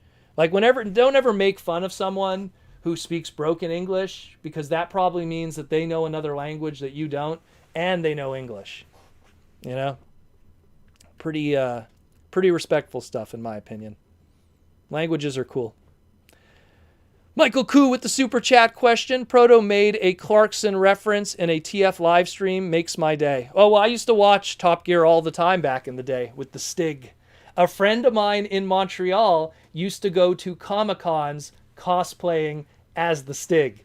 And the guy under the cosplay was like a brown guy. I think he's like Indian. It was great. And I used to always tell him, don't take off the mask. Keep up the mystique, I loved it. Good stuff. I think I have a photo of him somewhere. I must have taken a photo of him cosplaying it, because he would come by my booth sometimes. Oh my God, I have to find that photo. I'll post it on my Twitter if I find it. It's got to be maybe on Facebook. If not, I'll just message him directly. He must have a photo. It's good stuff. Ultra Primal says, I've been wanting to learn French. It would be useful for work. Well, what's good about French? I'll say this. I'll be honest. The one good thing about French, the way the language of French is structured, it opens the doorway afterwards for you learning a lot of Asian languages. French's structure is very similar to that of Japanese. So if you learn French, right away you kind of have an advantage to learning Japanese, because the structure of how they talk is very similar. Like it's hard to explain, but like, sentence structure, when you're talking like feminine, masculine, ranking, all that kind of stuff. It's very interesting. It's very interesting, and it's always good to have. It's always good to have, in my opinion. It's always a good thing to have. But yeah. I speak the language. I speak a lot of language. How much time we got? We got half an hour. Let's grab another super chat question. Take a random one here. Just take a random one for now. Be nice. We'll take a random free one. We will take in. I'm just moving the scroll wheel up and down. We got here. Let's see. Proto, did you know there was another Spinosaurus transformer that is not Scorn? It's possible. I'm not the biggest paleontologist person. Like my knowledge of dinosaurs is very, I guess, grade school level. That's a Tyrannosaurus. That's a Brontosaurus. What, Brontosauruses don't exist anymore? I don't know. A Brachiosaurus, Triceratops, Spinosaurus, sure. I have a basic understanding of it, I think, let me think, another Spinosaurus that isn't Scorn. Would you count Undermine from what do you call it? From Cybertron. You can barely see him there. There's Undermine. God, you can barely see what all the colors. He's the green Spinosaurus thing. Does Undermine count? Maybe I'm right. We got a gold super chat. I have no idea what that means in my currency, but chances are, because it's not a red super chat, it's not more than $50. But it looks impressive, so I'm going to say OMG 250, whatever that is. Thank you, J.R. Mina. Just want to say hello from the Philippines. Oh, it's Filipino money. That is awesome. That is awesome. Let me tell you something. I work with a ton of Filipino people in the garage, and they are the most awesome human beings on the planet. Jomar Lapid, shout out to him. My buddy that I literally went to mechanic school with, too. Probably one of the best fucking mechanics I've ever known. And man, does he love his Hondas. That's the only thing me and him don't get along in. I'm not a big Honda guy. They're great cars, like, to own, but in terms of like racing and being pretty, this is my first time tuning into the live podcast. Just want to say thanks to Protoman. Your daily posts are now part of my morning. Appreciate your work. Well, thank you, JR. I wish I could speak some Tagalog to you. I'm not very good at it, unfortunately. That's one language I haven't learned yet, despite the fact that I work around them. But they're such awesome dudes. Awesome dudes, man. That is cool. Thank you, my friend. Thank you. And tuning in from the Philippines. What time would it be there? I think it's a 11, 12-hour difference, I would imagine. Oh, so it's the mornings. It's true when you think about it. It would be the morning for you. That's freaking awesome. Thank you for the super chat, man. Thank you for the kind words. Hey, man, like, you know what's cool about the Philippines? I'll just derail for a second. All of the super robot animes that I used to watch here in Montreal, we used to have a channel that was like a Filipino Tagalog channel. But the thing with your language, which is interesting from watching that channel, was 50% of the time it's in English. Like, they'll be talking and they'll throw English words in, but the cartoons, all of them were dubbed in English. So you'd have like Dimos or Voltage V, and it would be dubbed in English. Clearly the voice actors were from the Philippines. And I remember watching Dimos and loving Dimos back in the day because of this Filipino channel that had all these dubbed animes on it. I had a ton of anime growing up that came from the Philippines and stuff. I think it's the equivalent of $5 USD. It doesn't matter, man. It's still cool. It's still cool. You know what? It's just because it looks like a big number. You know, it's like, imagine, like, let's put it this way. Imagine if someone, donated like 5,000 yen. It'd be like, oh my God, 5,000. It's only $50, but it looks big on paper, and that's all that matters. It's the thought that counts. It would be Sunday morning, according to Aaron Acha. Yeah, it's true. It would be. It would be 9:30 in the morn, more or less. There we go. See, there you go. 9:30 in the morn, pretty much. 9:22. Because I know my friend Hydra, when we talk, it's always like a 12-hour difference for Japan. So I imagine it's, equator. It's similar. It's near there. You guys are right under them. But thanks again for the super chat, bro. That's a really cool one. I like finding out that there's people across the globe that really enjoy what I do, because I look at my analytics and I see, like, you have people in Japan and Finland and a lot of European countries. Obviously, you know what's crazy? I'm from Canada, and Canada doesn't even like rank in my top 5 of people that watch my material. So maybe it's because we don't have a big population, despite the fact that we're a big country. So it's interesting. Yup, we love our super robots here. Voltage V is national robot for the Philippines. I know. Dimos and Voltage V got played like crazy on that channel, and I watched it literally in that dub for years before I ever saw the original Japanese version. Like, to me, like the Filipino name for the main character of Dimos is Richard, but it's not. I think his real name's like Tetsuo or something in the Japanese version. And I never saw the Japanese version until like years later. Years and years later. Obase, daimosu. Tobase daimosu. Mina o kono tara yonderu. Get a little Japanese for me over there. And yeah, probably Ninjatron going like, where are we going? Let's see. Awesome, man. Da, da, da. So many today. So many today. In the Philippines, the opening title for Ultraman Tiga was in English and not in Japanese. Really? But you know what, though? I love the Japanese intro for Ultraman Tiga because that's, what is it, V6 is the group? With Take Me Higher? I love that song. That's a really good song, though, in the Japanese version.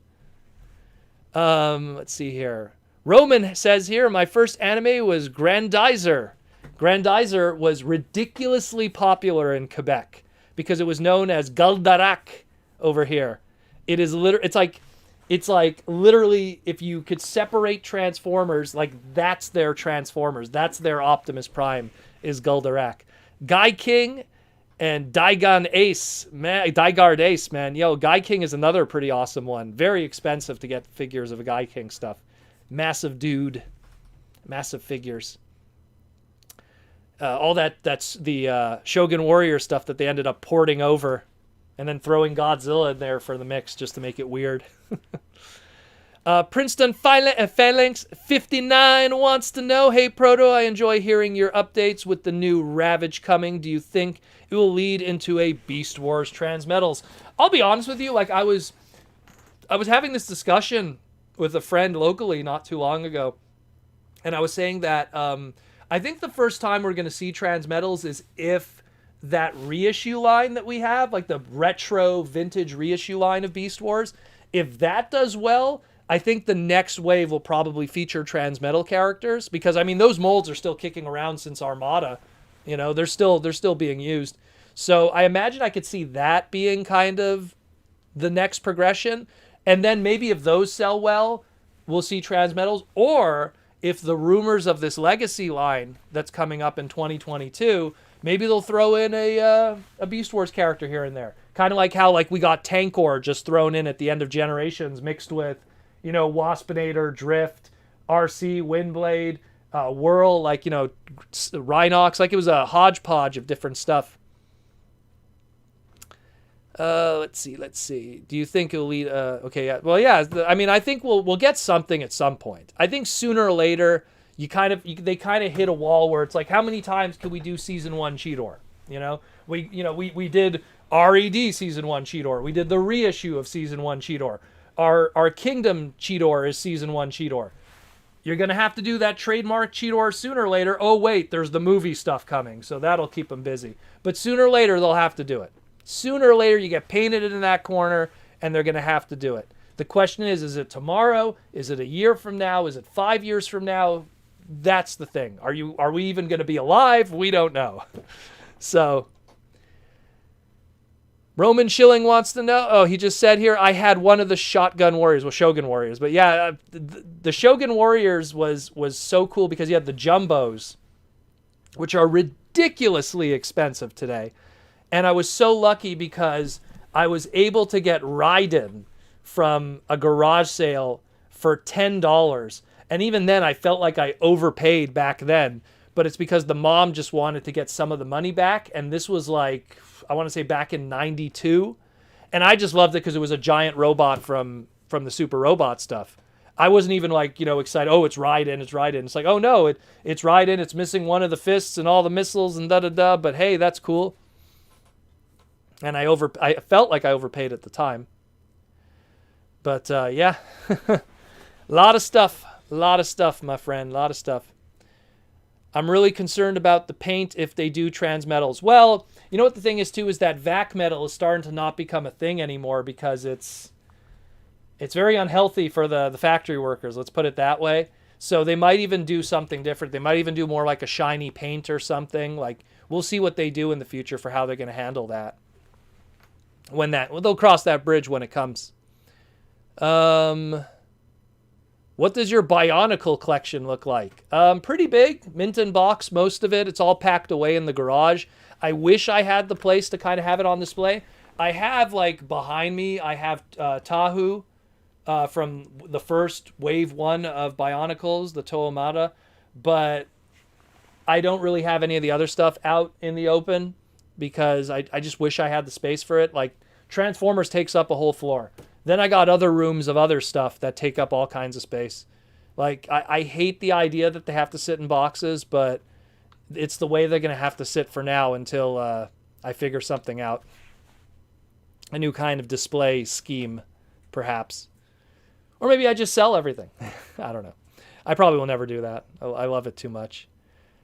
Have you or are gonna order the 2-pack of Transformers from Amazon? I know that my friend Larry is ordering the 2-pack, and he's willing to part with his Skywarp. So I'm going to be getting Skywarp one way or another. I have not ordered it, but I do want to get a 2-pack maybe one day for myself. But right now, I know at least I'm getting 100% of Skywarp because of Larry. Black Dragoon on the boards, or Black Dragon on the boards, for people that want to know. That's his screen name. I forget what his Twitter name is. I think it's also that. Mikey's in the house, showing up late. No, I'm just joking. How well do you know the Bionicle story? Ridiculously well. I know of its deep lore, and I love Bionicles because it's very similar to Transformers in that lore. And your entire world being on the face of a giant robot. I just kind of love that. We got a super chat question from Alejandro is back. How you doing, Alejandro?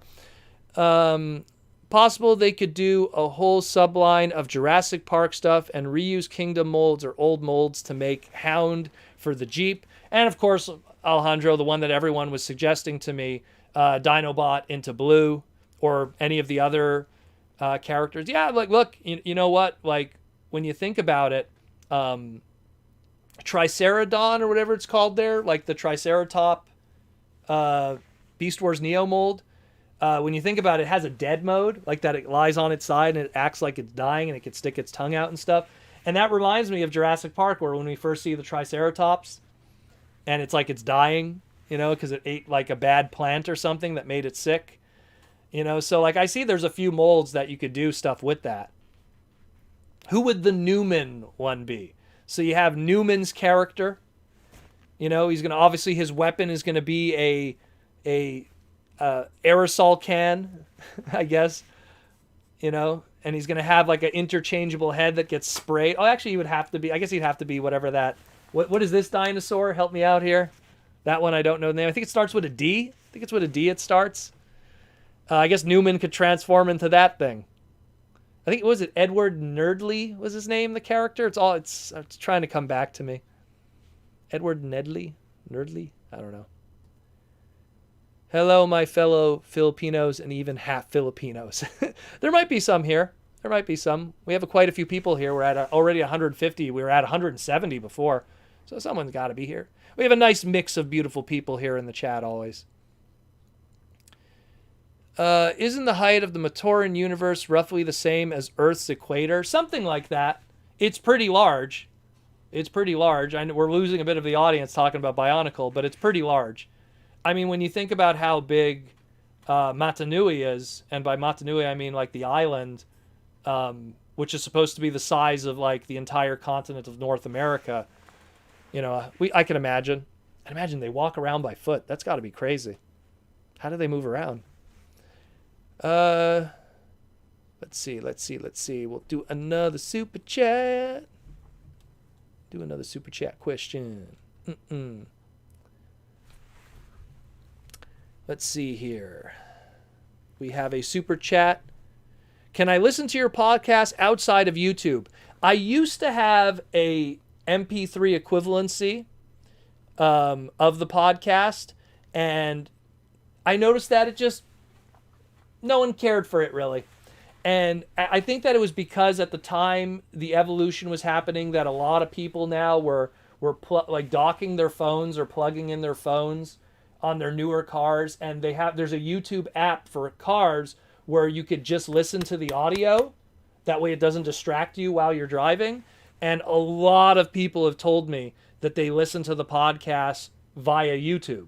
So YouTube seems to just be my great go-to, and it just kind of makes things easier when you're doing it daily, as opposed to having to encode multiple different versions.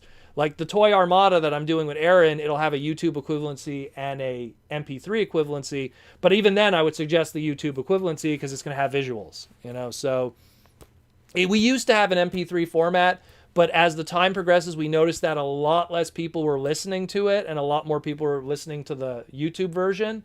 And it got to a point where it's like, why were we going to put all that resources and energy into doing the MP3 version when the YouTube version is just doing gangbusters and everyone prefers that? So, you know, that's kind of the short answer of it. It's just we kind of went with the algorithms and what was popular for us. You know, and some people it works that their podcast works well on Spotify or works well on, you know, on iTunes. But for us, people love the YouTube version. I guess maybe because it also was linked to the stream. I don't know. There's a lot of different factors probably. Dennis Nedry is his name, and it's a Dilophosaurus, and I probably butchered that. So it's a D and a D. He's a double D. So you can make him transform into that. And his weapon is going to be some kind of aerosol gun weapon thingy with the DNA. Or he could have like the DNA like in his chest. I don't know. I'm just spitballing here stupid ideas. We got 15 minutes left. Man, we flew today, boys and girls. Jeez.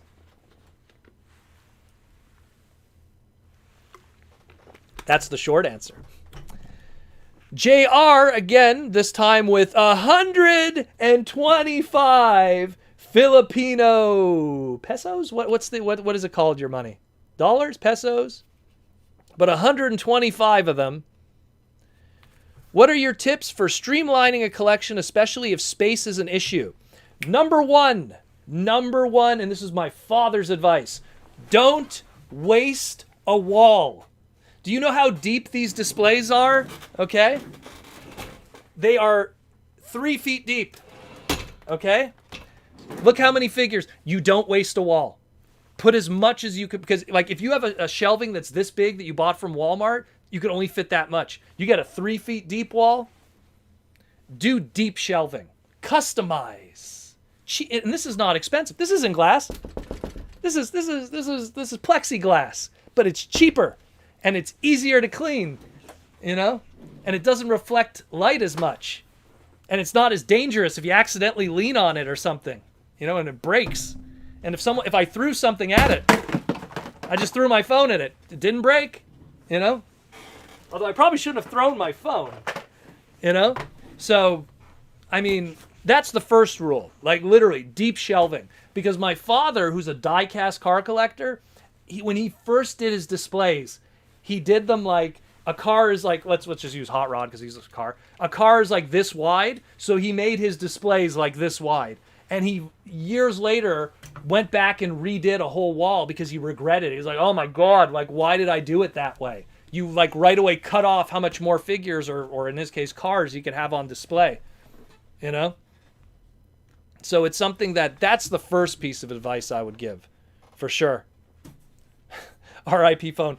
This is literally this phone here. This phone is literally like a potato at this point. I got to upgrade it. I've been playing the Transformer Heavy Metal game on it, and I'm really feeling its age already. This is a 6S. So, oof. Hitting the wall, yo. It's time to upgrade. For the collection. It's for the podcast to do that. You know, it's for you guys to prove a point. But yeah, so like that's the first thing I would definitely give as advice is like deep shelving, number one. Number two, depending on, and this is advice again my dad gave, depending on what kind of toys you have on display, be careful with your lighting. So to get, like, I'll show you guys, here's a good example. So the lighting here for the Armada, all the new stuff, the Aaron Archer era, we'll call it, right? All of that is with regular fluorescent cool white lighting, but all the vintage G1, G2, all of that, that's museum lighting. You could actually buy it at hardware stores. They call it museum lighting. Do not buy the daylight ones because that has super high UV and could yellow and damage your toys. I actually have an example of one of my Hot Rod toys that sat under a fluorescent light for like 6 years, and like half of him is pink and the front is like red because it just got bleached. And it's not like a hot rod figure; it was like a PVC figure, like similar to. Let me just pull one up. Similar to like the Mega PVC ones. He got bleached, man, like crazy, just from the light. So that's another piece of advice when it comes to lighting. Like, be sure that you get lighting that isn't crazy on the UV that damages stuff. The new LEDs that people are using now, I'm really curious what the long-term effects are going to be on toys. But the problem is, a lot of people have new toys, so they don't really, they don't really have much to worry about. Oh no, I yellowed my, my Armada Hotshot that there's millions of that I could still get for $15 20 years later. So it's something that maybe it won't be too big an issue because of the stuff that's used for it. And the third piece of advice I always say is, just display what you like. Display what you like, and stuff that you don't like, I don't know why people collect it, Like, I know a lot of people that, like, literally 90% of their collection is in storage, and it's just because they don't have the display space and they didn't do it properly. But, I was lucky to have a father who is a toy collector still, that kind of made the mistakes and passed on the knowledge, so to speak. So I hope that helps a little bit. That's a good place to start. I think I think I did a segment somewhere on the podcast talking about like collecting and stuff like that. There's a whole bunch of different playlists that you could probably go through where I've answered questions like that for sure. Just probably do like Transformer Slag podcast collection or collecting, like just use that as a keyword and something's going to come up. Keep in mind, guys, I tag all of my videos with keywords. So if you're trying to find a specific thing, a video where he talked about Cheetor, if you just do Transformers like Cheetor, it's going to have every video that I put a tag that says Cheetor on it because either I mentioned him or something like that. But thanks for the super chat question of 125. I guess I have to scroll down and see if he said pesos or dollars or whatever. I'll find out in a moment when I scroll down more. So much messages today. Fire Convoy with 14 GTQ. Man, we're getting a lot of interesting currency. Hi, greetings from Guatemala. Big fan of the show. Thank you, Fire Convoy. Big fan of your screen name because Fire Convoy was one of my favorite Optimus Prime toys ever made, also known as RAD Optimus Prime. Go Boy Convoy. Dorororo datoraivu Fire Convoy Akasento Fire Flash. Let's see. Alice Trapped with the super chat question. Got a Quintesson pit finally. What are your thoughts on it? I personally have mixed feelings. I think it looks amazing in the package. It makes me feel guilty to want to take it out of the package. I feel some of the characters are out of scale. I really wish if Kranix would have been a little larger. But it's a kitschy little thing. It's not something I would have paid scalper prices for, but because I love the 86 movie and I grew up on it, I like it. But at the same time, it's something that looks cool in the package. It's not something you open and revel in the figures that it comes with. You know what I mean? It's a display piece kind of thing more than anything else. Kind of like there's an old San Diego Comic-Con exclusive, which was called Shockwave's Lab. And I have it on display in my Prime collection. And it's literally like in the box how it is because it looks nicer in the box than it does opened. Let's see. We got more questions. So many questions today, and we only got 8 minutes left. Oh my God. The Aaron Archer era, Hasbro has to do this. But then they'd have to pay him. That's the thing. They'd have to use the intellectual property to the rights of his name as if he is a piece of property. And they'd have like a logo. It'd be like a Autobot or Decepticon logo, but it would be like him with a beard, done in like Transformer style. That'd be pretty cool. Or get repro labels to do something like that.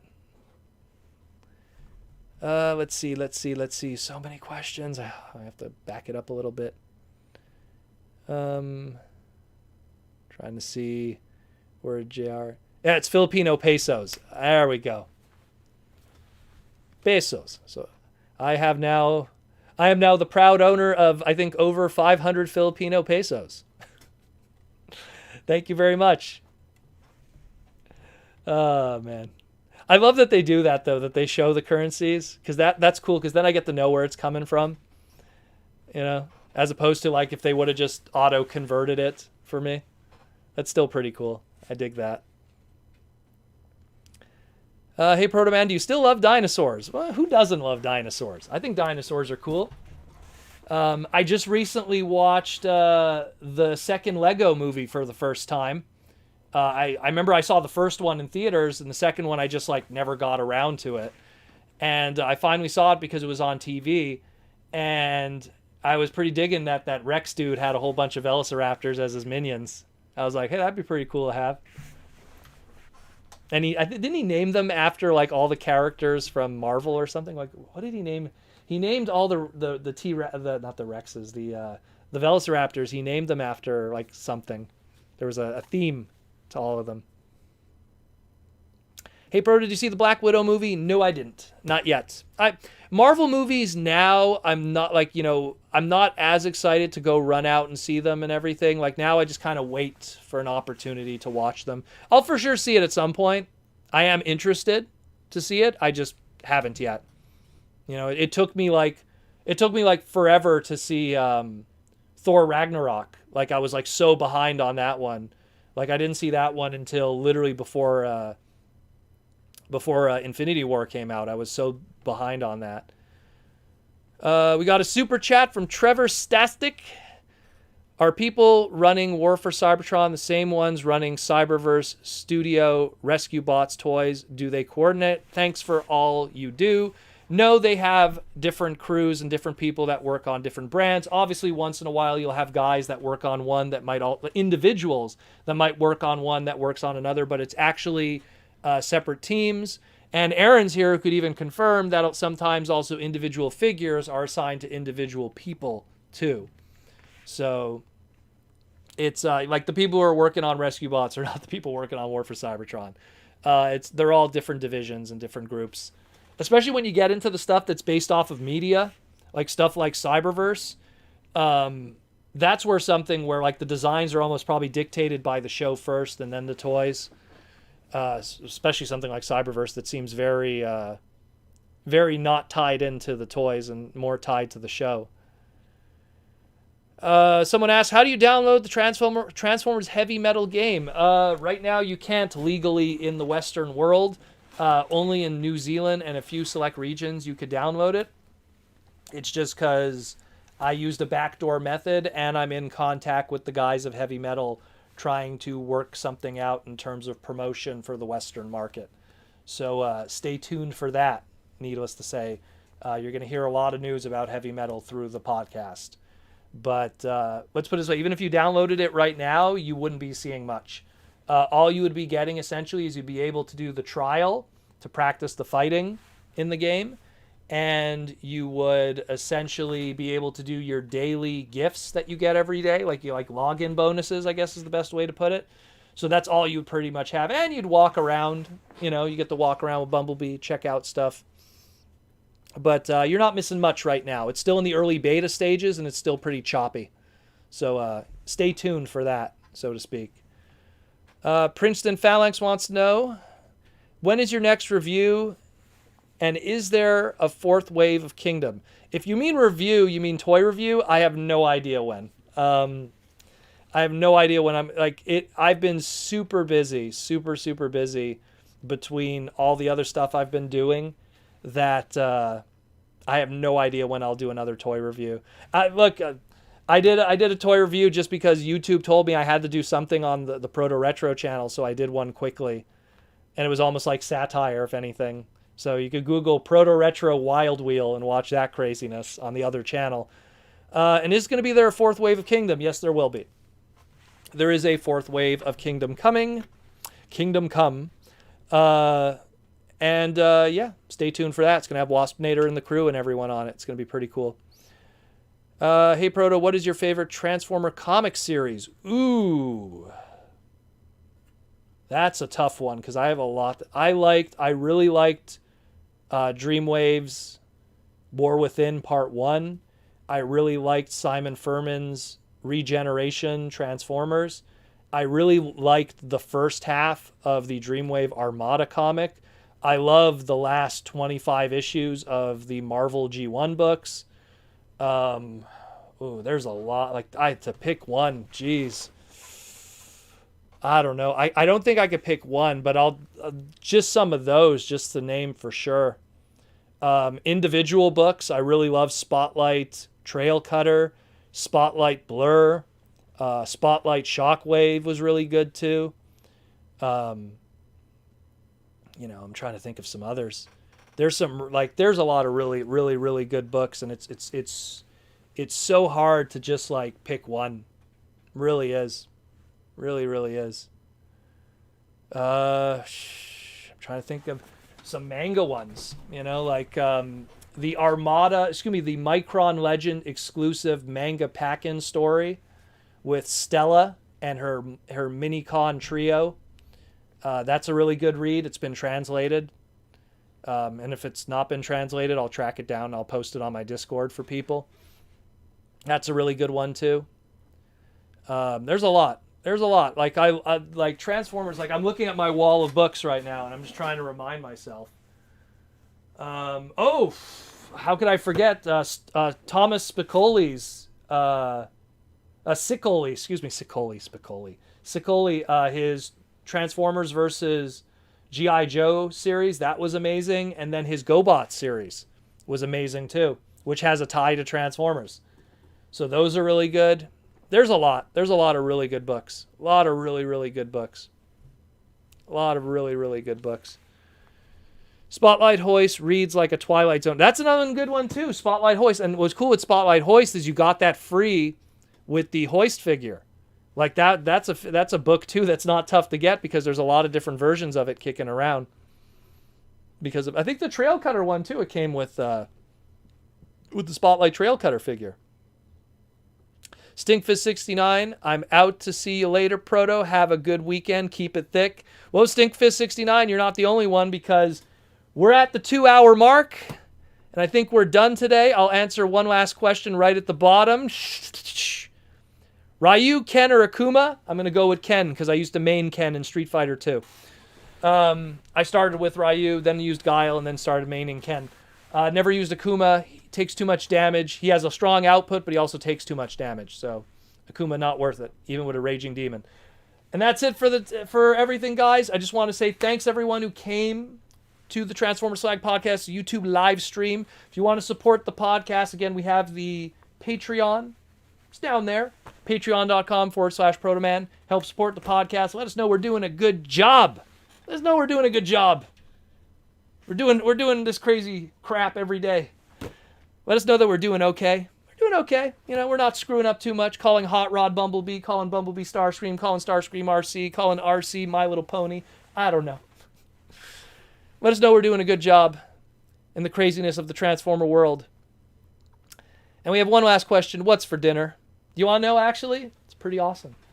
My friend, before I came today here, he got me Hot Star, which is this Korean deep-fried chicken patty kind of thing that eats like a roti or something. So I have some leftovers from that I'm going to bite into, and then I'm going to take a sweet shower.